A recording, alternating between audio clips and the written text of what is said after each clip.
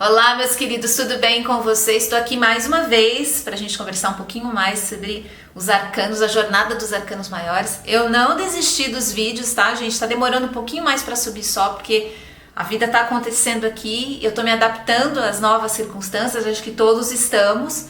E eu tive que adiar um pouquinho as gravações aqui dos nossos vídeos, mas eu vou voltar devagarinho, eu vou colocando toda a jornada dos 22 arcanos aqui, tá? Então se demorar um pouquinho, eu peço desculpas, peço a compreensão e a paciência de vocês, porque realmente a gente está num momento muito inusitado da nossa história. Eu acho que todo mundo está buscando de alguma maneira encontrar uma forma de harmonizar, né, o dia a dia. Então eu tô fazendo conforme eu tô conseguindo. Mesmo aqui de noite, eu não tô com uma luz muito boa, mas eu tô aqui pra gente conversar sobre o arcano, o ponto da jornada que a gente chegou, sobre esse arquétipo tão bacana, que eu gosto bastante. Ao longo de todos esses anos trabalhando e estudando o tarô, eu acabei criando uma relação muito profunda com esse arquétipo, apesar do título que assusta. E é muito comum quando a gente está dentro de um jogo e aparece essa carta, eu já começo logo avisando, olha, não precisa ter receio, já não precisa ter medo, porque o título dessa carta costuma assombrar muito mais do que a frequência e a vibração energética dela.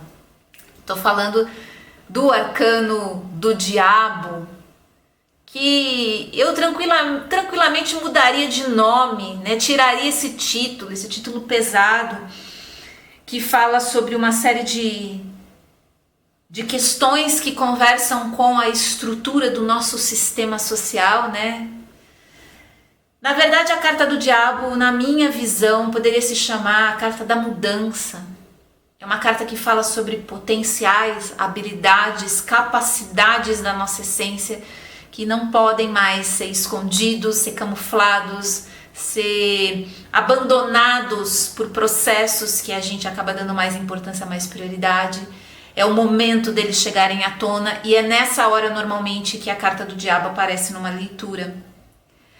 Essa é uma carta que fala pela tradição do tarô sobre processos que envolvem uma desconfiança, o receio com relação à verdade que está sendo dita, que está sendo colocada, traições, né? Dentro da tradição do tarô, essa é uma carta que fala sobre processos complexos, difíceis, que a gente vai acabar de alguma forma vivenciando por conta desse descolamento, né? Dessa ausência da gente mesmo, desse descolamento das forças da nossa essência.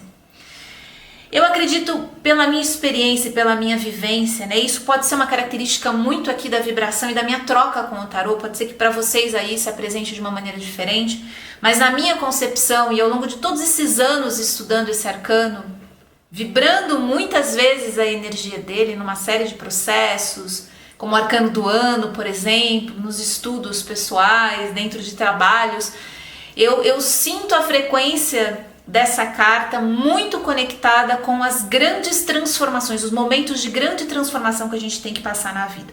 E muitas vezes esses momentos estão relacionados com aceitação. Aceitar quem a gente é, aceitar o que a gente pode, de maneira humilde e modesta, colocar os pés no chão e avaliar de verdade aquilo que a nossa alma está pedindo, aquilo que a nossa essência está buscando, aquilo que é parte da nossa jornada, do nosso propósito, mas que por alguma razão a gente está disfarçando da gente mesma, a gente está jogando isso para debaixo do tapete, a gente está se esquivando de trabalhar com essa potência interna. A carta do diabo tem para mim uma palavra-chave importantíssima dentro do processo de autoconhecimento e desenvolvimento pessoal, que é o encontro com as nossas mais profundas e intensas potências energéticas.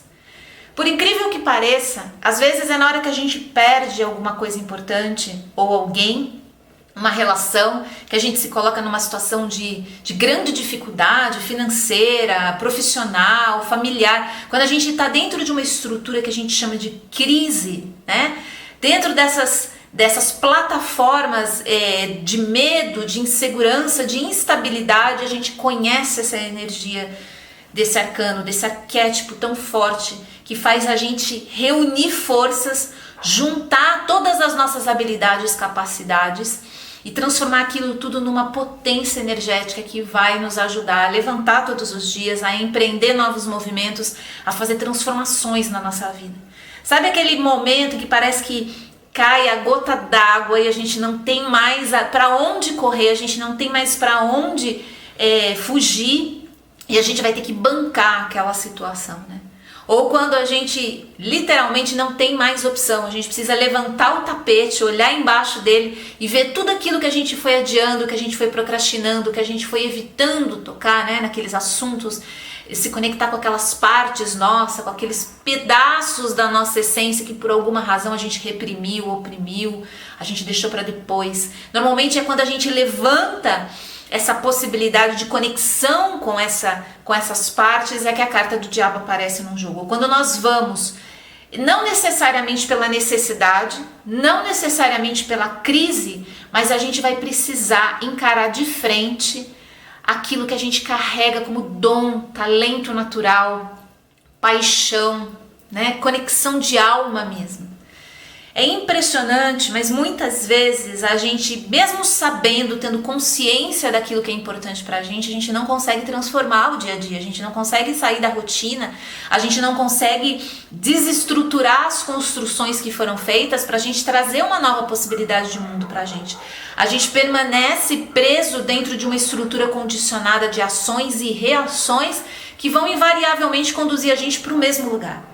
Quando a gente fica nesse ciclo, né, como se fosse aquele hamster dentro da gaiolinha, né, eu gosto muito dessa imagem, a gente sabe, a gente tem consciência que a gente precisa saltar fora desse movimento, a gente precisa empreender uma coisa diferente, a gente tem que exercitar as nossas habilidades e trazer para o mundo uma forma diferente de vibrar a nossa energia. A gente tem consciência, a gente tem noção, a gente já sabe, muitas vezes a gente já sabe até como a gente poderia fazer isso, mas a gente não faz. É muitas vezes nessa hora que a gente pode pensar nessa instalação desse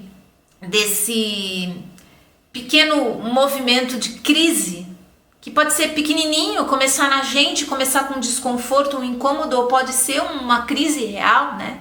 A gente pode passar por situações ao longo da vida que são carregadas de tensões, de questões profundas, de dúvidas, mas que de fato estão nos conduzindo para a conexão com as nossas forças, com as nossas potências, porque vai nos ajudar a enxergar aquilo que realmente é importante, aquilo que é válido, aquilo que funciona na nossa vida, aquilo que sem conexão a gente percebe que fica diferente, que a gente já não vibra da mesma forma.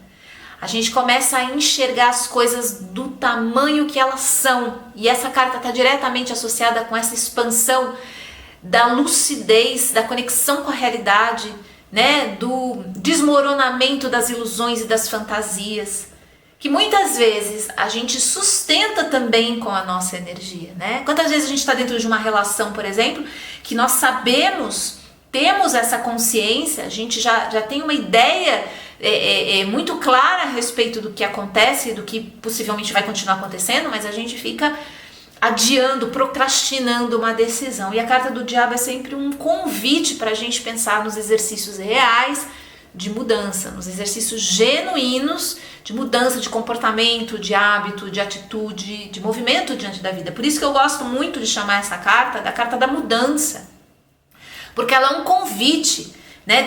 Sem saber mesmo até de onde está vindo esse ponto de maior atenção, mas ela sempre vai ser um convite para a gente, já que a gente parou, já que a gente estagnou, já que a gente está fazendo um movimento de reconexão, então vamos fazer isso com aquela força, com aquela potência da nossa essência que está clamando há muito tempo por esse espaço na nossa vida.